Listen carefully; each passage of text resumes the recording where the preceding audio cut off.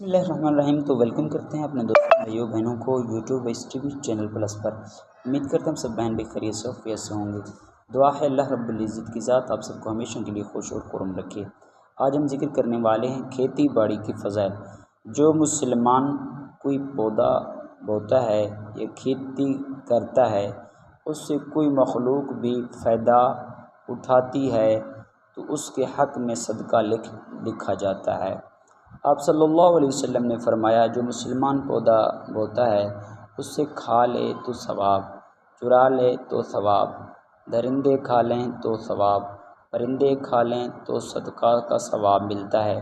جو شخص کوئی تعمیر کرے یا کوئی درخت بوئے تو جب تک خدا کی مخلوق اس سے فائدہ اٹھاتی رہتی ہے اس کو ثواب ملتا رہتا ہے۔